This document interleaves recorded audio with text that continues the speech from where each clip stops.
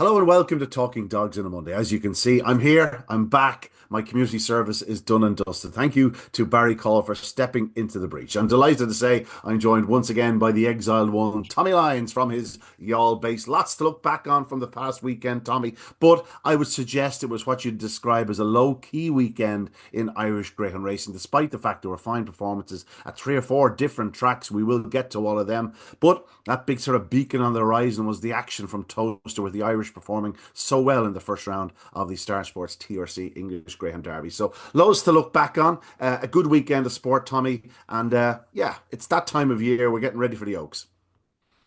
Yeah, there are loads of things going on, obviously around the country. A lot of big stakes and whatever else. But yeah, the so many heats of the English Derby. When it goes on for 3 nights, it just seems to take over, doesn't it? There was yeah, a lot going on, and like obviously, I'm watching the three nights from inside the commentary box at Shelbourne Park, and I'd warned the kids to have my iPad charged. Put it away for an hour before I go racing. Make sure so I keep an eye on everything, and then the fact that it's on YouTube and you're trying to put it on TVs downstairs in Shelbourne on smart TVs and whatnot. And I think two of the three of the TVs in Shelbourne Park are logged up to my internet, so I have to be very good about what I'm watching on YouTube going forward. But we got there and we saw some fantastic performances. But let's start with the action on this side of the water. We'll kick off with Friday night because it's the place to start, really. There was great racing down at Kilkenny, good racing at Shelbourne Park with the sprinters. But let's start at Kilkenny. And, this Champion Open on race day has produced some sensational greyhounds over the years, most notably, I suppose, last year, the likes of Bocco's Diamond and Broad Strand Sid. And while none have really jumped out ahead of the crowd of Kilkenny yet, I think it's safe to say there's a few potential classic winners in there. It's a really, really deep competition. Some fine performances. It's only 11 spots separated the fastest and slowest heat winners, and yet the star from the opening round, Carrick Skulls, was only third. The dog that was Penny's Mr. Darcy, now Dr. Darcy, he went out of the competition. He did 28.70 in the opening round. So I think it just goes to show you that nothing can be taken for certain around Kilkenny. You need to have that bit of early zip. You need a little bit of luck. You need to be doing things right. Yeah, you do, and there's 11 spots between them. It is that tight, and you know what? On another night, something might get away and do 28.60, or and be 20 spots clear of the rest of them. Like that first heat the other night, Montana Shadow. Like Montana Shadow is getting away with not being an electric early pacer, or not being at the moment not being a flying trapper at least. He's showing a lot of pace. I thought Carrick Scholes ran a cracking race in defeat actually. When I saw the result initially, obviously I didn't see the race live. When I saw the race the result initially, I was kind of half disappointed. But like when you have limited when there's limited space for comments, you can't exactly fit everything in that happened to it in a dog race. Montana Shadow showed lovely pace. It says clear run, led back straight, and he did lead back straight. He had to manufacture a clear run because he was kind of slowly enough away, and Burgess Mystery broke well.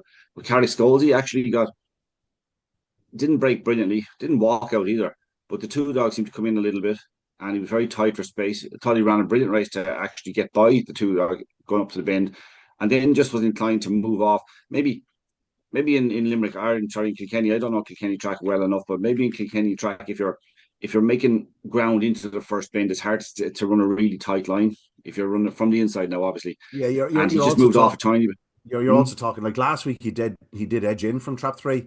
Got Yeah, to the front, and it was done and dusted from early. He could run whatever line he wanted to run. yeah, You got to remember he is an unraced pup last week, and this was his first time. And I'm always conscious of a first round winner from somewhere in the middle throwing them into trap one in their second race. Like it's a yeah. different scenario. As you say, dogs coming in on them, they're less likely probably to flash from traps from the inside, and Mm. that's what happened. Found himself just pinned to the rail of fence, and then when the opportunity did arise, he did check off. Trying to get out a little bit, find himself a little bit of space. That's not to say I don't think he's a dead railer. I think he will be. I think if this race came in 5 or 6 days, 6 weeks time, he wouldn't move off that fence, and he'd probably found a way to slip through. But listen, from an overall experience point of view, I think this will really stand to him, Carrick Scholesy. Like, Oh, he that's learned so exactly like much from this. that's exactly my reading of it. Absolutely exactly my reading of it. He'll learn a huge amount from it. But like you're talking about like a September pup and you have Birds of Mystery there. Like she's a bitch in October, bitch. Like Montana Shadow. It's a really, really I think that was a really good race. We'll look back at that one down the I, line I, and I, go, I said it to you off air. I was particularly impressed by Montana Shadow in the opening round. He did a yeah, 16:63 to the third bend, which was absolutely trucking along. Only Carrick Scalzi in the opening round went faster. I think he was five mm, spots faster to the third bend. I think this Montana Shadow, I think he is terrific speed into the bend when he gets going. I'd say the trapping yeah, will arrive. He's big down the yeah. back straight. He really is big down the back straight. We saw that the other evening. And I think this is a very bright start for Droopy's flight line. Reminds me a bit of him. That sort of Okay. way. He wasn't a finished article by any stretch of imagination when he started running around Cork, but he was brilliant through the competition. But it was when he got to Shelbourne and he took off again with more experience that we really saw the best of him. I think this Montana Shadow, I think he's a very high ceiling, and he'll certainly he's certainly one of the dogs that I took out of the opening round. And again, something we said off air, Tommy. It's one of those competitions where you do need early speed. We're going to get Yeah. to the likes of the Dr. Darcy dog in a few moments, but that Montana Shadow dog has the early speed to contend. Again, just going to need to trap a little bit better, but he's probably He going to have his draw most nights. And he look, he did get it. He did get a bump, not a major one, but like they're learning so much because the competition is so tight and so good. You're learning quite a lot in quite a short space of time. Druby Flightline, when he went to Shelbourne, started doing 199s in 2 seconds when other dogs weren't doing that at the time. You do go through periods where dogs can do that sort of clock, but when he was doing it, they weren't doing that sort of sectional. So look, I you know 5 or 6 races in, I start to say, yeah, pretty sure now this is the way this dog will be for the rest of its career. But after one or two races, especially a second race in such hot company, I mean, if that dog was in an entry stake and it pops out and leads all 2 weeks in a row, you learn not a lot from it. But this sort of competition, this sort of level, you're learning. Hey, this dog can change. Montana Shadow showed great pace. There was a bit of a bump, obviously, between 1 and 5, between Carrie Scalzi and Burgess Mystery, just coming out of the second bend. But Montana Shadow had to be there on the premises to kind of take advantage. So I would come away very encouraged by all three of them. Yeah. Funnily enough, they're the two dogs I'd still take going ahead through the competition would be Montana Shadow and Carrick Scalzi. I felt that same way last week, and I didn't see anything on Friday night to take away, from that view. We'll go to the second heat. Unanimous Leo. He had shown plenty of early speed in the first round and just didn't quite happen for him on this occasion. Got loose early, just showed a lovely turn of early speed, 28.80. Well bred son of Glenmaggar Bale out of Nice Mystery. Nice Mystery, she really has been breeding well. 429 sectional as opposed to a 452 the previous weeks. It tells its own story. It's going to continue to improve. And I think Pat Buckley likes this one. I think he's more than entitled to do so. Yeah, look, if you're watching the race, going to the bend, not knowing what happens or what the result is, you're thinking, oh, this could be in trouble here getting to the bend. But a nice little injection of pace, as you said, and strode out really well to the line. The tree dog was actually running very well. I also thought if you want to look at kind of inexperience and what it can do, have a look at Tars and Blaze going around the first two bends. It just got hung up on the bends and actually ran a really, really good race. And I was beating 9.5 in the end, but actually it was entitled to be much closer. It just kind of stayed a bit wide and it just got hung up out wide on the bend the whole way around. But actually, I think you come away from that thinking Tars and Blaze is going to improve quite a bit as well. The runner up actually ran on very, very well. Looking at ran on well to the line as well. Another September pup. I mean, I don't know. I know we say both of us were impressed by the two greyhounds in the first race, Montana Shadow and Carrick Scalzi. It's hard to say at the moment which could come out the very best of these of the entire competition.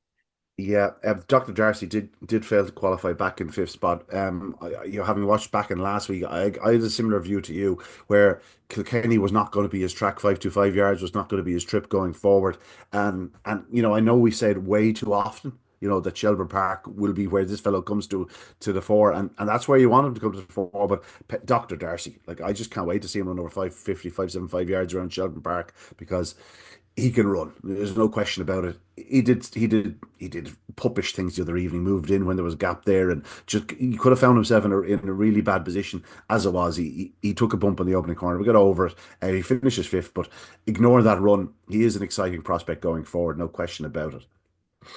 Again, given all that happened in the race, being beaten 9.5 lengths and ahead is actually not a horrific effort at all. It's quite good. He again, my concern last week was, and they're already published, so you're not saying this is what they're going to be forever, but he was he runs like a wide dog for about 25 yards. You know what I mean? And then up into the bend, he dived across at the bend just before the bend and actually hit the one, collided with the one dog, or Kelly Pixie, at the bend, and both of them were out the back then after that. But actually, he ran on well. He like the pace, all the pace is there, all the pace that Barry Cobb was raving about last week. He's right; it's all still there. But he is an absolute certainty to change with experience. And he's a little bit older than someone. He's in July, but he's still a young dog. But he's guaranteed to change his mo with racing. He's still very unfinished, isn't he? Like It's it's, just it's just silly at the moment. Like I mean, I don't mind it coming and moving a step to the right on traps. He's done that now 2 weeks in a row. If he can continue to run that line, we get to see what he's capable of. If yeah. he continues to kind of do that and then dive across the bend, we won't. But I don't think that's going to happen. I think he's No, going to change. I think he'll, he's going to learn. he'll, he'll soon learn, as you say. Yeah, he Ballymac will. Kamala won Heat 3 for Liam Dowling. Anytime Liam puts one into competition like this, you have to pay them attention. She's November 23, Tommy. She's literally only Yeah, a child. Like, I don't know if you remember Ballymac Pete. She was a lovely sort of early pace lady, and if she got a gap up the fence, she'd have dashed through it. She did that on many as an occasion in her career. A few good runs around Shelbourne Park. I think this lady could be as good, if not better, than the dam. Really liked the way she went about it. Tommy didn't fly out, but showed lovely early speed up the inside, good determination, good track craft, and once going to the front, it was all pretty comfortable. 28.91. I really do like the dog in second. He was Clondalkin Mark last week. He's Callaway 5 this week. Didn't get the same sort of run into the corner and around the bend. I thought he showed great determination to come through to finish second. He's still only fourth down into the third bend and sort of came between runners, and just like the way he does it. I think he's a dog to keep an eye on going forward. But Ballymac Kamala, she got that run up the fence, but she made it herself. Like I just like the way she did it. yeah. There's a few things I really liked about it. There was nothing in two, obviously, so I gave her a little bit of room because she moved off a little bit. But what I did like was that it's a thing you like to see in race dogs. When she received a little bit of a bump from three, it actually nearly propelled her forward. Instead of shying away from it, she decided to go forward with it. And again at the first bend, like they're basically they're five dogs in the race. They're basically five in the line going into the bend. And plenty of excuse. You might say has the advantage of the inside. They're inexperienced and are inclined to edge off slightly. Any excuse or every excuse if she wanted to pull away out of it, but actually drove on again. I thought it was a cracking effort. Yeah, the five dog, the Callaway five was close enough at the bend, and then just got crowded out. Again, a great learning experience, and the fact that they're doing 28.91 around Kilkenny tells its own story. The winner doing Yeah. 28.91, and the runner up is only being 2.5 lengths, having not had much of a run. Um, huge potential in both of them. Given how close they all were into the opening corner, I just wouldn't go dismissing the likes of Drubby's Melon, Zenith's, or No, Scorpion, and Certificate. This could be one of those races where you look back in 6 months' time and go, God, there was some real talent in that contest. That's the impression I got from it. On to the last of the four heats. And sorry, go ahead, sorry, Tommy. just if you like, what I was talking about earlier on, have a look at Tarzan Blaze and have a look at Drubby's Melon going around the first bend from six. Tarzan Blaze just inexperience hanging up on the bend. Drubby's Melon actually driving it, but driving it on the outside of the dogs, where the same position kind of Tarzan Blaze was in, but just a different type of dog. Showed a bit more track craft, but I think that'll come to Tarzan Blaze. I'm definitely not writing him off. No, definitely not. On to the last of the four heats, and uh, obviously when it comes down to pedigrees, and that's the one thing you notice about these unraced stakes these days, Tommy. There's no such thing as a bad pedigree. Like I remember unraced stakes back in the day. If you got 4 or 5 pups out of really, really good race bitches, is it because the bitches are racing more that we know them more, or you know what I mean? Like most of these bitches had a profile as racers before they, you know. But obviously here in the last heat we see Susie Sapphire producing the winner. A lot to like about this fellow. 74 pound greyhound, son of Droopy Sydney, sent off the 4 to 5 favourite. After 5 strides, you're going, God, what's going to lead here? And then all of a sudden, just got going. Takes the opening bend pretty comfortably. I like Sing Along Mick. I thought he ran very well in second spot, but I think Sunshine Sue could be certainly one to keep a very keen eye on going forward. Again, quite a high ceiling. Just like the way he, from sort of halfway into the corner, into the bend itself, just like the way he raced.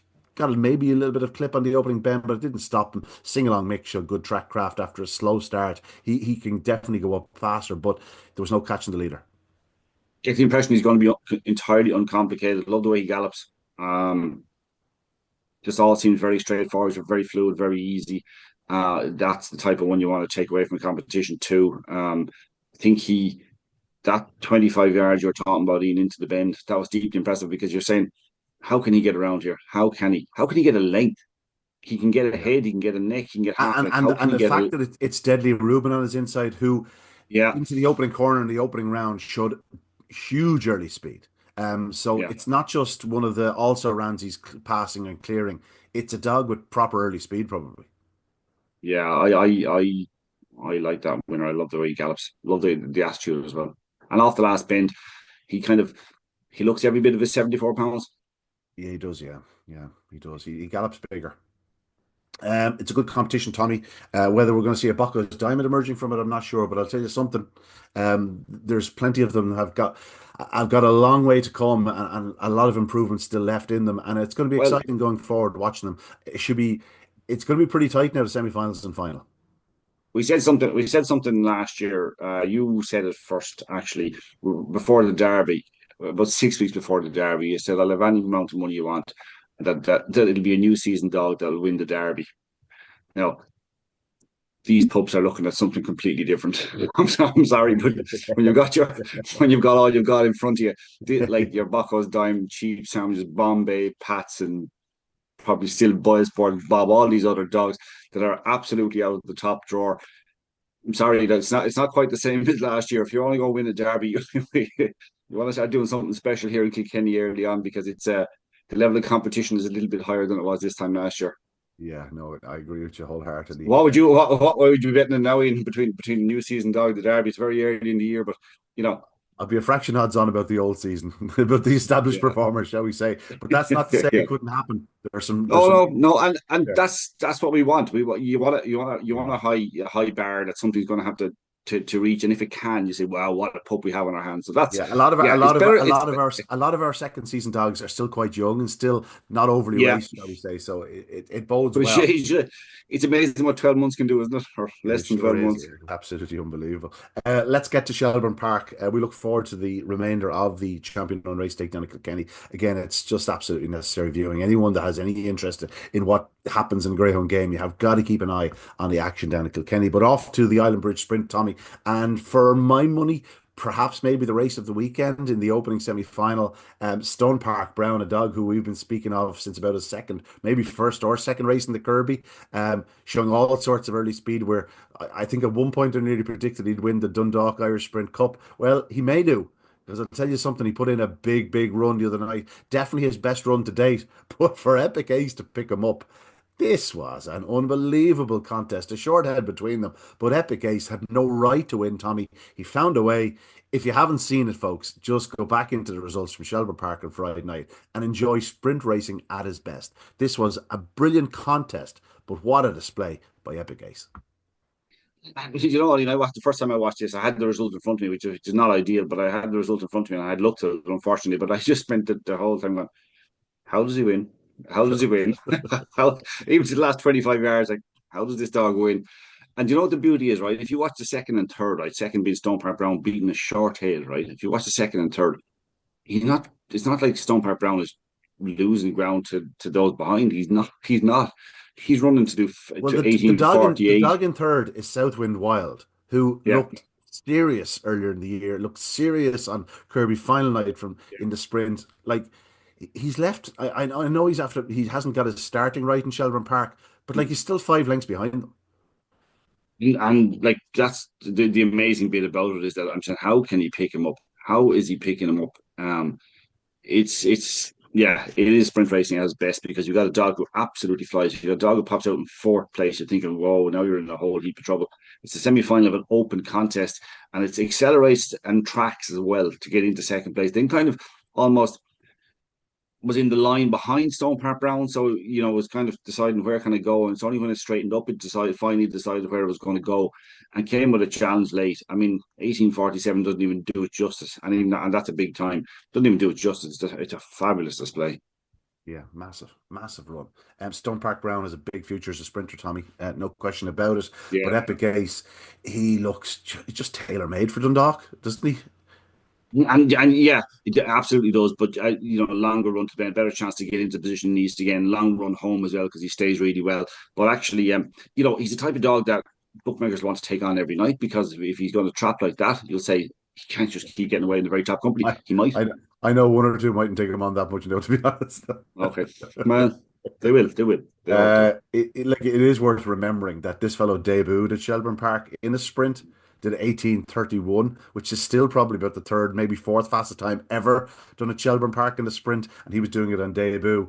He doesn't always put it together in traps, but it's also worth remembering he has what 4 or 5 wins over four bends around Tralee over 550 yards. So they have options with this fellow. They may not go the Dundalk route with a view to maybe taking in the Derby. We'll see. But wherever they go with him, he's certainly a greyhound to keep an eye on. I would suggest his level of form yet over four bends hasn't been quite the same as his two bend form, but that could well come. He's very, very exciting. Sign of the ace out of Free From Desire. Free From Desire she was a talented lady. We got a real chuckle out of her one night when she won. When mind sense purified and all that. Yeah, Free From Desire. That's actually one of my best memories from Derby final night. Were you there that? No, you weren't there that night. They had a fella on a like electric fiddle standing on one of the tote booths in the ground floor at Shelbourne Park doing Free From Desire, and the whole downstairs underneath Shelbourne Park were absolutely belting it out. It was like being at the darts. Anyway, three talented sprinters going through from that first heat of the Island Bridge onto the second heat.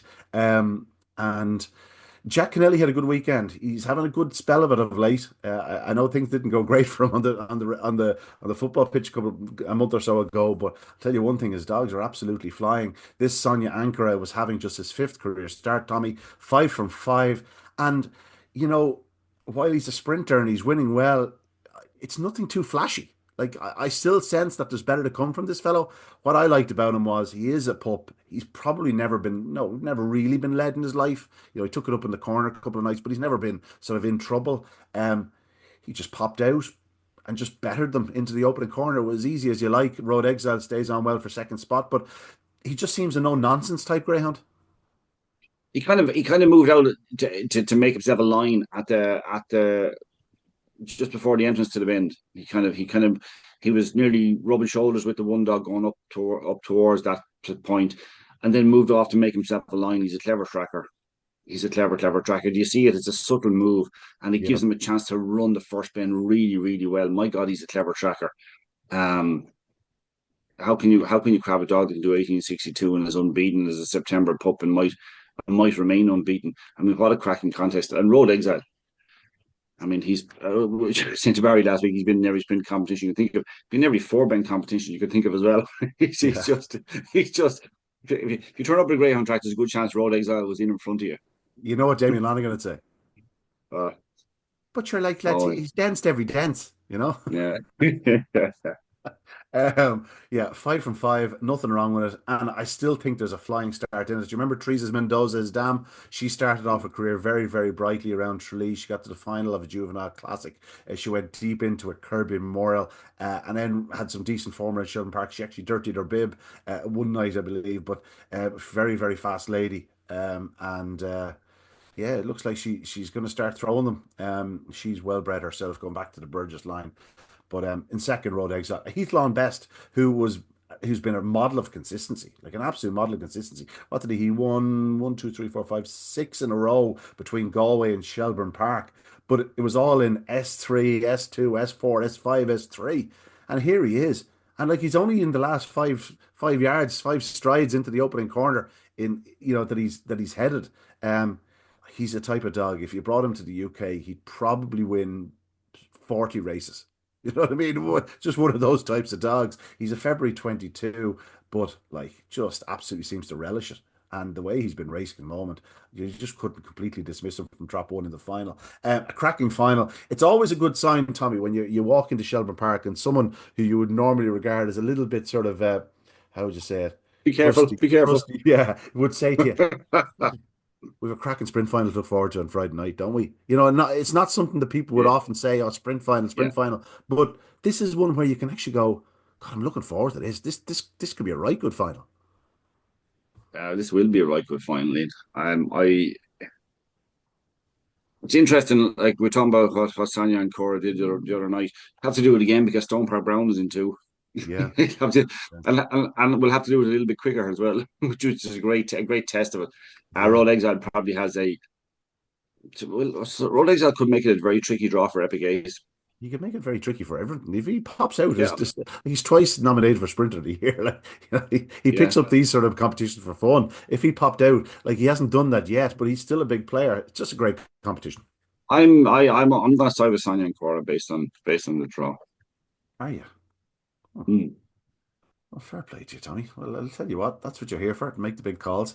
Let's move on. The Lee Strand at Tralee. Some fine performances. Fastest of the round was Nick Cotter's Headley's Trump, won in 29.74, only winning by a neck from Hill. Hill, a son of Malachy. She stayed on very strongly in defeat. Earlier on the card, you had two fine displays from Jack Kennelly's uh, contingent. Oreo Ollie justifying odds on favourite in the opening heat, winning in 29.98. I thought that looked better than 29.98. I'm a Right. bit suspicious of that. Like, just did everything right, wins 7 lengths as a 2 to 5 favourite should. And then the time 29.98 and everything else goes faster, or two of the other heat winners are one much faster time. I'm surprised by that. Baby Don't Dally, certainly living up to his name. He popped out, did everything right in the second heat win in 29.81, having won in 29.73 in the previous round. And then the third heat went to Milridge Lena. It just wouldn't be right if Donald O'Mahony didn't have a runner in this type of competition down at Tralee. I don't know where he just keeps producing them from. This lady has a bit more experience than many of their rivals in the competition, but has a winning habit. That's one, two, three, four, five, six. 6 wins from her last 8 starts, 7 wins from her last 10, 8 wins from her last 12. So certainly plenty of winning form there. Knows how to do it and did everything right to win at 12 to 1. Shame on those in Tralee for allowing her to go off at 12 to 1 with that record. It's always a great competition, Tommy. I said it last week when someone said about, we're talking about cheap sandwiches. I think it was one of the previews I was doing. And I said he started off in the Lee Strand and showed real promise. And I said it's an A3 competition, but it's an A3 competition only in name, much like the Maiden Derby in the UK. Dogs are laid out for it 2, 3, 4, 5 months in advance, kept to sprinting, or you keep them limited to limited experience, and every year produces 4 or 5 greyhounds that will go on to be confirmed open, if not classic contenders. And there's no question that 3 or 4 of these could go on to be Derby dogs that could be in the quarterfinal of a Derby. Yeah, nice money on offer. It has a great tradition as well, and it's great to see that Lee Strand continues to sponsor because it is it's important, and you associate it. It's like what we used to call the Guinness 600. We talked about this a few weeks ago. You associate it. Recognition. Yeah, yeah, Yeah, it's a real recognition. So, recognition. in fairness to them, and look, for years it's been a very good competition, and it'll be interesting to see there's something develop out of it. Like last year, like cheap sandwiches last year, will something develop like that? Maybe it will. Yeah, absolutely. No, the Lee Strand, a wonderful competition, and well done to all involved for keeping it going. It's almost like seeing the first swallow, or the daffodils coming up. When you hit the Lee Strand, you're coming into summer. It's just Yeah. it's there, it's planted in the calendar. We know it's coming up, and yet every year it seems to catch me out. Oh, at least Strand has started on Friday night. I better go back and look at the results, because it's the one competition where you really have to keep a keen eye, much like the champion race or the unraced stakes. This is almost similar in its way, because often these dogs have only had one, maybe two starts, and then into this competition. I have to say, with my job, Friday is like a blind spot for me. Yeah, It's yeah. just difficult to track Fridays. Everything that's on the Friday with our greyhounds and everything else that's on. So Friday night is like a black spot for some, a blind spot completely for me. Yeah, you throw in an English derby as well, and it doesn't Yeah. help proceedings, of course.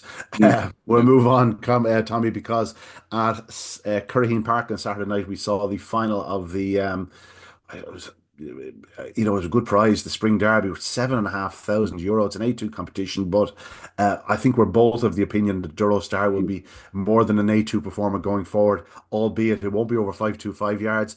But well done to Francie Murray and to Dermot O'Neill. This very well bred daughter of Pastana, rural Aloha, closely bred, of course, closely related, should I say, to rural Hawaii, former Derby champion. And anything it achieved over 525 yards is going to be a bonus, because very, very strong. And I think she's the right winner of the competition, Tommy. Oh, very much. I would say very much the right winner of the competition. I was just deeply impressed in the semi-final in particular. I thought she was. I loved how she flew from the last bend home in semi-final when it looked unlikely. I do think that the clocks the 28:49 the other night, and the kind of around that sort of ill twin. I think there's an awful lot more in her. I think obviously you talk about this, and you say that we say it too often about Shelbourne Park, but she's she's been there, and when she goes back now a little bit more mature and just having a little bit of confidence built up, and steps up and trip when she goes back to Shelbourne Park, it's when she'll excel because she doesn't really. Well, we talked about Curraheen Park so many times. It's quite a specialist area place to track. And when you're out in trap six, it's a difficult one to sometimes to operate from. She's kind of consistent on the clock 3:49, 42, Mm. 45, 44, all within one length. They're all the same kind of break, but it always looks better to me. A bit like you Yeah, said a minute ago, doing it if you look at her, let's say sectionals, like let's go back to her second yeah, round performance, 3:42, 28:15. Yes, the track was rated 20 fast that night, but 3:42, 28:15. Like, Bocco's Diamond was breaking 27 last or 28 last year, but he was doing 3:20 odds. Do you know what I mean? You take mm, 15 mm. spots off it, and all of a sudden she's doing 28 seconds. There's no shortage of pace. So it's But not, most impressive, you don't actually need to inject pace or power into her. It's a few yards early, maybe. But as I said, the longer run to a corner, maybe in 5:50, 5:75 at Shelbourne Park, could really play to her strengths because she's not devoid of early speed. But there's no question she's a very willing attitude, and there's definitely a big engine there. Good to see Francie Murray with a really talented lady to go to war with. She's only in August 23, so I'm sure they won't be in a massive rush to throw her into deeper company, deeper waters at Shelbourne Park. They'll try and give her a nice enough introduction. It'll be interesting to see if she does rock up to the Oaks on Saturday night. If she does, just don't sleep on her. She could be one that could make the frame a couple of nights. The Oaks is very sharp. Like the dogs yeah, that the bitches that yeah, go into the Oaks yeah, are lightning quick. But it does sort of leave the door open for bitches like Duro Star, go back to a Crafty Kokoro and yeah.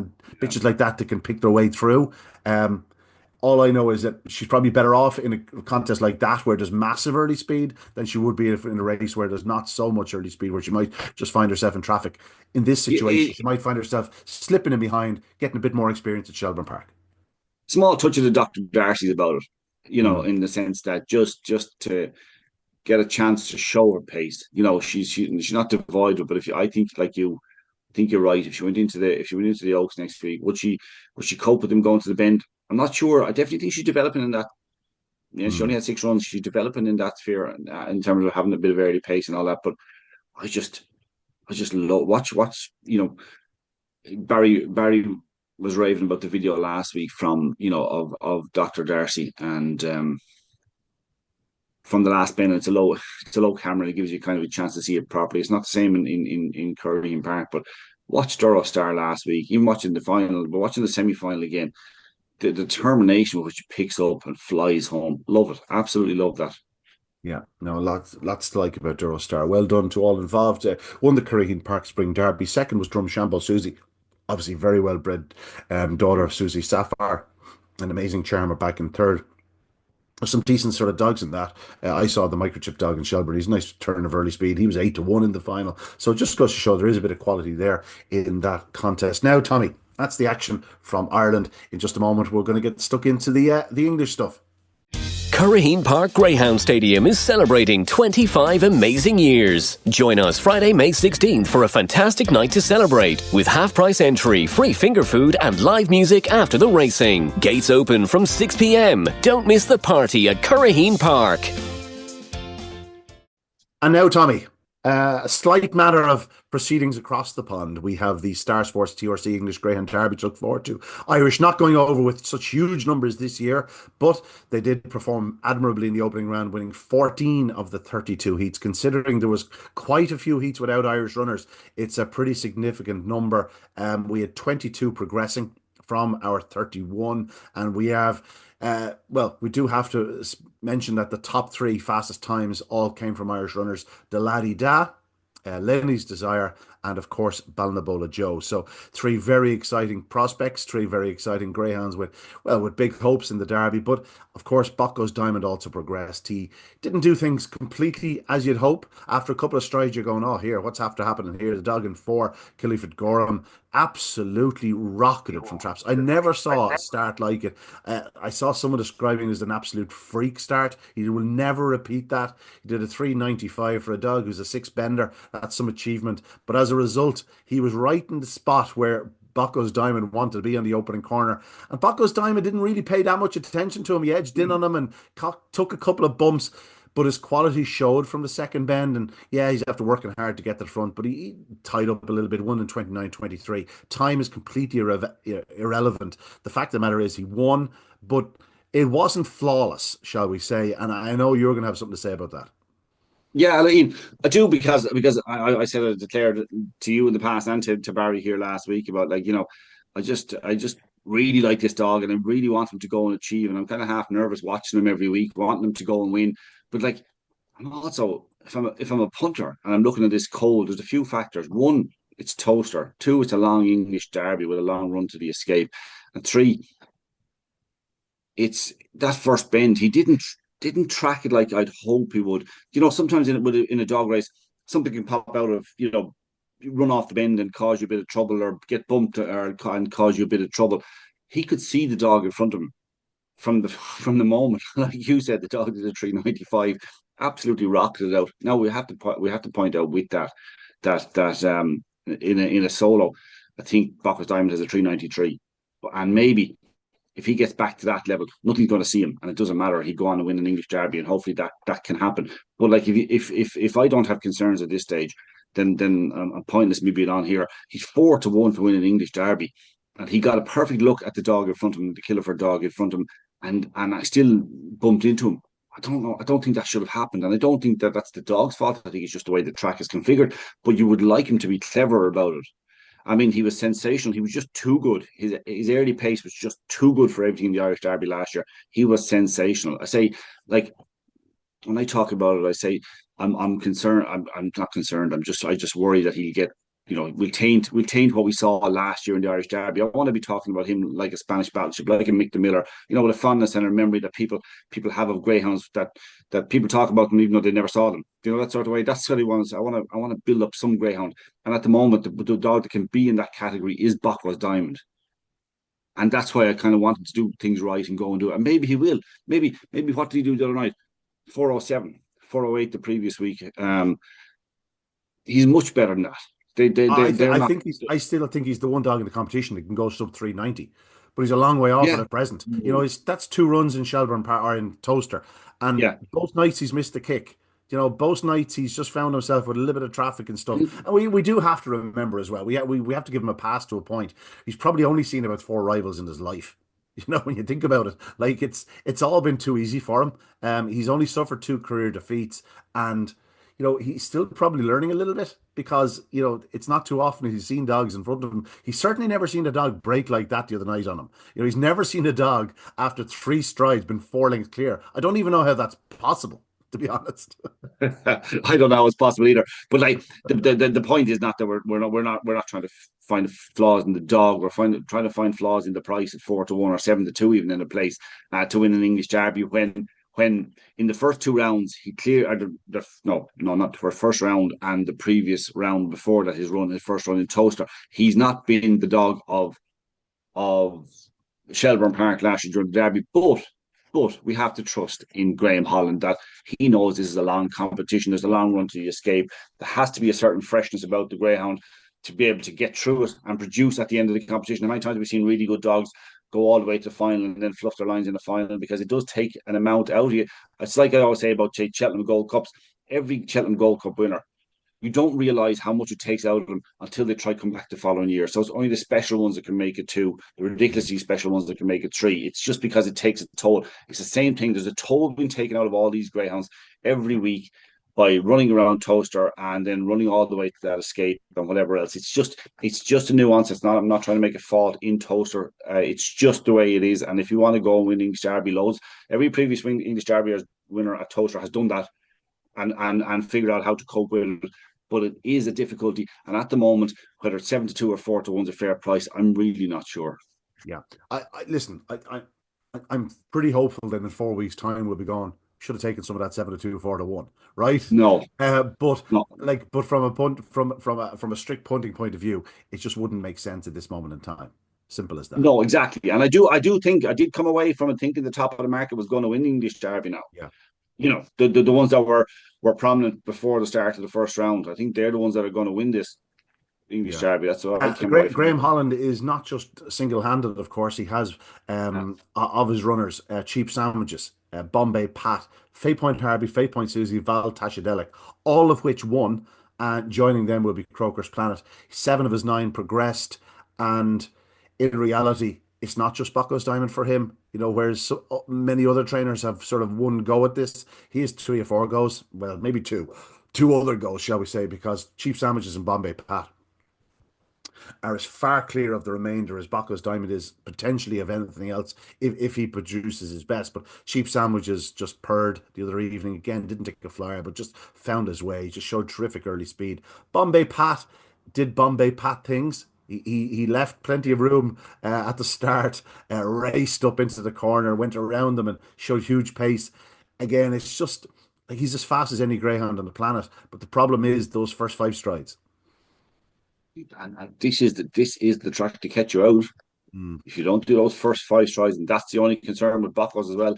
If those first 5 strides, if you don't do them right, you can find yourself in all sorts of trouble at the first bend. It's what I'm concerned about Bombay Pat. And although I would say, watching a lot of Graham's going to the escape the other night, or a few of them, I would say that he left a nice bit to work with, which is the only way you can possibly win this English Derby, as far as I'm concerned. He's doing the right thing with them, and he's leaving a bit on them, bit to be worked on yet. So look, I'm not saying Buckles won't win it, but I'm saying I definitely can't back it with force. I'm not saying Bombay Pat can't win it, but I don't want to back him. Yeah. It's just that type of dog. Cheap Sandwiches, I was kind of impressed with him the other night. He's done nothing wrong in Toaster. He just seems to He's seems not. to, seems to cruise around the place. He's like watching Scalextrics. It looks a bit effortless. He's not flying out and hitting the ground running. He's braking well, but he's not flying out. He's doing 4:10, 4:04 his last 2 runs. He's not absolutely rocketing out yet. He can come out better than that. Yeah. But I Let's think cruise control. Yeah, that's what I would say about him. Yeah, no, really liked him. Well done to the Flanagans, a double there with Fay Point Harvey, Fay Point Susie, Val Tashadelic running so well for Larry Dunn. Really seems to love the place. Paul Hennessy had, he started off the proceedings with JT Craze winning the very first heat, and doesn't matter with time with him because he'll just keep progressing. He's my each way value bet. Is he your boy sports Bob of this year? He is. That's sort of an idea, yeah. I just think he'd be very hard to keep out of the frame if he avoids bad traffic. But he'll be delighted with all of his performers. Like Boyle Sports Blue performed a miracle to qualify. Barefoot and Fire, of all the dogs in defeat, he was probably the most eye-catching dog in the whole opening round. Sensational effort behind Balnabola Joe. Hello Diego, equally very impressive in defeat. And then we have to mention, Boyle Sports Bob. Like it was like, oh, I got held up here, I got held up there, I got held up here. But you know what? Sure, think of all the energy I'm after conserving. And there's the last bend. I'll just go. And he took off from the last bend home. I'd be amazed if any dog in the Derby went as fast from the last bend to the line as Boyle Sports Bob. A dynamic force, Paw Perfect. We've been big fans of him for a while. Yeah. He sort of just didn't quite develop into the dog we thought he might be. I'll tell you what, he impressed the other evening. Still time. I think Paul had been. I think Got to move on now, Linzer. Relax. And then okay. we get to a dog called Lenny's Desire, who we definitely knew was far from the finished article. Definitely didn't like to be on the inside, finding dogs sort of coming in on him, and he was checking off and doing strange things. I thought a switch to wide was probably a bit harsh. I would stick a middle maybe then, but I'll tell you one thing: he ran hard, and we saw what Lenny's Desire is capable of. And if he keeps doing that, he's a big player. He's a very, very fast greyhound. Of course, a brother to a dog we've already given a good mention to this evening, Epic Ace. Yeah, I think he's a really fast dog. Now, obviously, this race was over early because he broke and there was loads of trouble in behind, and it was kind of a solo. But you still have to be impressed with the way he strode out and the way I know there was again trouble down. I think down to third bend if I remember rightly. So he was just clear of everything. But I mean, it's a big performance. Boy Sports Bob. I can't get back to there's no point in labouring what happened in getting his card held previously. He checked inside here off the last bend, and that's maybe what he was trying to do previously. He's He ran past them like they weren't there. like they were stopped. He's a fabulously fast dog. I mean, how he won. I mean, they were good dogs. The front row metaphors in the race, fabulous. And it was a good race, and he absolutely holds up. I would say with Dynamic Force, just one line. I do recall talking to Paul Hennessy in Curraheen Park during the Laurels last year, and he just all he said then was English Derby next year. That's what he was going to be focusing on with that dog. So anything that happened in between, I was kind of watching him afterwards as a kind of look, let him run away and do what he likes. He's not really. This has just been kept ticking over. He's been looking for something like this. This is what he mentioned last year. I do recall that, and he's brilliant at targeting the English Derby. So I'm not surprised that Dynamic Force put in a performance like that. Yeah, no, fast greyhound. Great to see him in winning ways. I'd say Mr. Hennessy is happy with life. His team Yeah. performed very, very well. All seven of his runners qualifying, and many of them winning. Can't be unhappy with that. Liam Dowling is bidding to go back to back. Da la di da. As we said, Tommy, over the last couple of weeks, he's just not as sharp as he once was. Yeah. Bingo! Never saw a rival. I had been clipped. I'd been clipped on the Gone to the Dogs podcast in England, talking about him before the opening round and saying he's probably not as sharp. He's every bit as strong and fast, but probably not as sharp. But they cut it just shy where I said there will be a night where he'll pop out and do a huge run. But they Oh couldn't. yeah, sure, yeah, sure. Of course, they came back to me then the following day. There was one lad that put it up where, you showed the clip of what I said. He's not as sharp as he once was. And then it shows like a meme of some fella laughing. And yeah, I thought it sort of summed it up. After two strides, I'm going, oh, I'm going to get this one in the ear. Like the chair people of the Deladida fan club, and I'm getting it in the ear. Sensational 28.50. But I thought that the real telling point was when there's an interview of him at the escape picking up the dog, and someone said to him, and well, Liam, happy, oh, delighted, God, that was a great run, blah, blah, blah. And I said, 28.50. And he sort of looked, he did a double take and he went, 28.50. And like, you know what he's thinking there, JC, 28.50. Like there was almost, I've left a bit on this dog. he probably hasn't got him fully wound up as yet. Big run from what has been a truly special greyhound. And you know what? There was just always that feeling last year, wasn't there, in the Irish Derby, that he was just never 100%, was he? Just Like when we look back to his first Irish Derby campaign, and he was winging from traps, like winging from traps. And yeah, he got caught out a couple of nights for early speed, but by Jay, he could hit the lids. you're bringing up bad memories now, Ian. I know, I know, I know. You're bringing up sore. Is that sore Stop, now? Tommy, You've opened an old wound there, stop. Ian. Yeah, that But is a wound. That's a I deep know, like, gash. That's not a wound. It's a gash. you know what? I never worry about those things, even when lads are taking the mick about you saying something that, because I Yeah. mean, I'd say they can make a book out of stupid stuff that I've said along here that's been proven wrong. So I never worry about that sort of stuff. The laddie that was sensational. And you know what? The funniest part about it was he looked like the sprightliest pup. After about 3 yards, he just took off. And you're going to go, okay, that's the laddie He was da like, there. That's oh, I the remember this one we know and place. love. I remember this place. Like But last but last year in the final. Last year in the final, he did 28.58 track record. but you and I First know run, you. first run the following year, 28.50. It's not a track record, but it's not far off it. But, Sensational run but, from but, the laddie but da. you and I know, Ian. You and I know that's not a 101 that he do that next week. Like, No, absolutely not. Absolutely not. And we'll get to that because he's got a tricky draw. yeah, The UK, I don't know how they've managed it, but our three fastest heat winners, the three fastest heat winners of the entire derby, they managed to draw the three of them together. I'm not a conspiracy theorist, but I'd say they were in the warm cards. Um, Ballymac Peb was another good winner for Liam Dowling. Just looks a really bright prospect. This will definitely come too soon for him, no question. But he's one to keep an eye on going forward. Mad for defence, as far as I can see. He's strong. He's good engines, good attitude. He's out in four the next night. And Ballymac to bet, who won't be a greyhound till he sees much further, maybe 600 yards plus. But he ran well to finish second. Pat Buckley had a very good winner in Balnabola Joe. This fellow's third bend sectional is up there with anything, Tommy. It was absolutely, he took off. Barefoot on Fire really kept him honest in the closing yards. But Balnabola Joe, a dog who Pat has really thought an awful lot of. Of course, he was beaten favourite in the final of the Juvenile Classic he was in? Yeah, he was in the yeah. Juvenile Classic, not to Clonmel. Just so much to like about how he did it here. Wins in a fast time. He's very young. He's very raw. just a bright prospect. And I love the fact that he had shown in that final that he can get a bit of trouble and fly home, and he can pop out and do it right. You love to show. You love to show that sometimes it's nice to them they're flashy and get out in front and go, but you also need them to show that hey, when things go a little bit wrong, they can still put all the effort in. So he's a huge prospect. Yeah, no question about it. Very, very bright prospect. Huge. His other runner there was Sing Along Molly. We're both big fans of her, and her first look at Toaster, inexplicably Yeah. she ran as well as she did. She hunted down a good winner. She finishes second, but I'll tell you something. I was very encouraged by display. She just really is on the crest of a wave at present. Yeah, we talked about her a lot because she likes singing along Dolly, isn't she? Mm, She turns up and runs big races like that. Like this is a huge effort in defeat behind Keith yeah, Goose, who's doing 28.90 or something like that, yeah, it beating really three is. pairs to a length. Huge run. Huge. I can't actually find the heat. I have that many pages here in front of me. I can't find the heat and where she was. Where was she second? And I Keith Goose. wouldn't mind to have them highlighted in green. Um, bear with me. You're very patriotic. What can I say? What can I say? It's the only highlighter I have that works. No, can't find it. Anyway, we move on because we have to mention that Brendan Matthews had two qualifiers, Bubbly Charger, Payne Barrier, and Peter Cronin.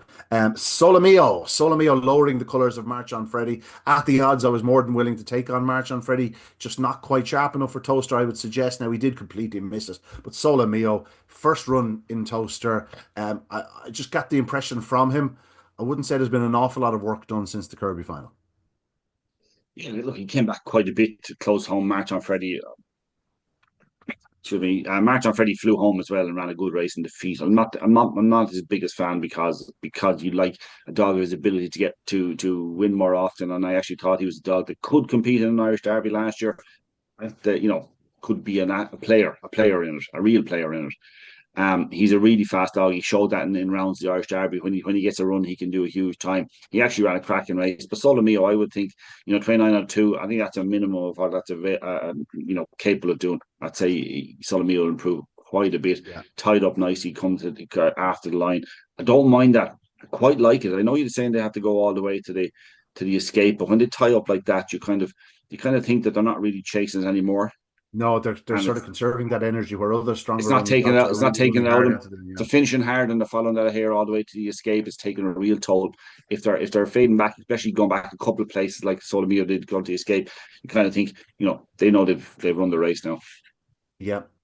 Judging from the opening round, I still think the Irish are the team to beat, although the draw has been very, very tricky for the Irish. No question about it. I mentioned today on top of the English Derby draw that Paul Hennessy won't be particularly happy. He got three in against each other in Heat 3, Boyle Sports Blue, Dynamic Force, and Hello Diego.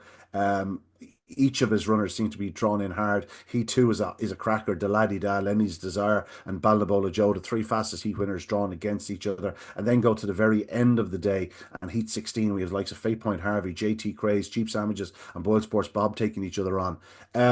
Yeah, I was hoping that the Irish would be a bit more spaced out and we'd be looking to get there with force of numbers. But hopefully, we have great ability. We have a great, very strong team, and that's the one thing I would suggest that hopefully, if the right dogs progress, we'll still have weight of numbers come quarterfinal, semi-final time, and all going well, perhaps another Irish winner of the English Greyhound Derby. Anything more to add, Tommy? No, busy time now with everything. It's you were saying it's the Lee Strand that kind of harbours kind of spring summer. I think it's my first visit to Killarney for the races, which I'm down here at the moment. So yeah, Not the manic worst now. place, not the worst place in the world to be. It's a great place, Yeah. absolutely fun. It's one of the perks of the job. This in Cheltenham. Yeah, Killarney is one of the jewels in the crown. It's perhaps one of the most picturesque race courses you can ever get to, and a great town at that. So enjoy yourself, Tommy. My heart doesn't break for you. You're in the right spot. Enjoy it, and hopefully we'll speak to you in a week's time. Yeah, please God, we'll do that. Great couple of things there, Tommy. We just have to mention, of course, you're a son of Cork these days, which is pains me to say.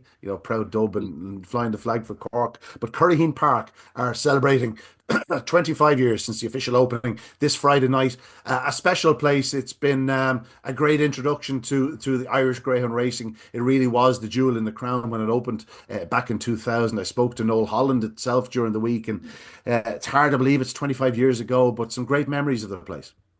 Yeah, I mean, well, but obviously most of the best memory I've had, even before I moved to Cork. I'm down here for 18 years almost now.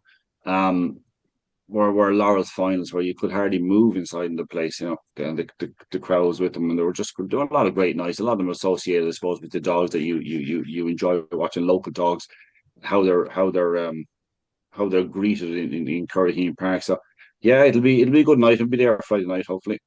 Yeah, Plan it should anyway. be a great night. Well done to all involved, and have a great night down there celebrating 25 years of Curraheen Park.